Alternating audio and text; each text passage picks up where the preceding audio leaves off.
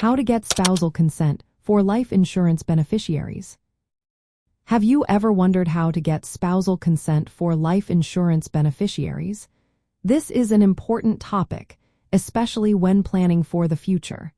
Let's break down the steps you need to take to ensure everything is in order. First, it is vital to understand your state's laws. Some states have specific rules, especially community property states. In these areas, if you want to name someone other than your spouse as the primary beneficiary, you generally need written consent from your spouse. This protects their legal rights to the life insurance proceeds. Next, review the terms of your life insurance policy.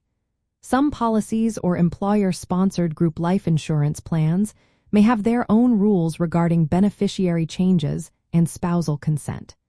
It is important to check if your policy requires your spouse's written permission for any changes. Once you know the requirements, you will need to obtain written consent from your spouse.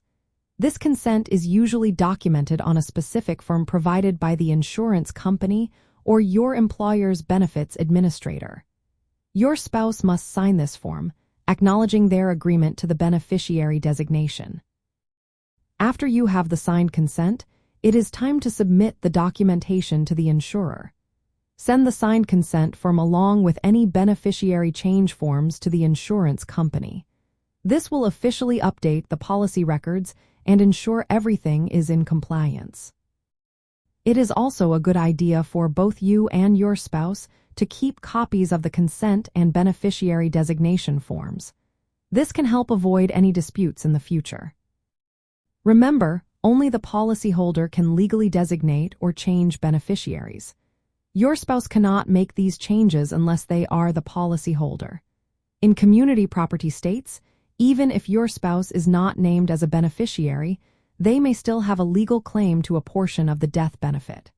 This is why obtaining spousal consent is so important. Additionally, keep in mind that divorce can impact beneficiary designations. In some states, a divorce automatically revokes an ex-spouse's beneficiary status unless it is reaffirmed after the divorce.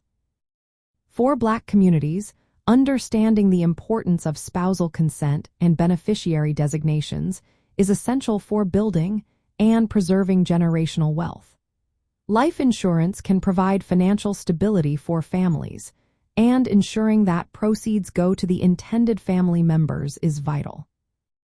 If you are unsure about the laws in your state or how to obtain spousal consent properly, consider consulting a qualified insurance professional or attorney.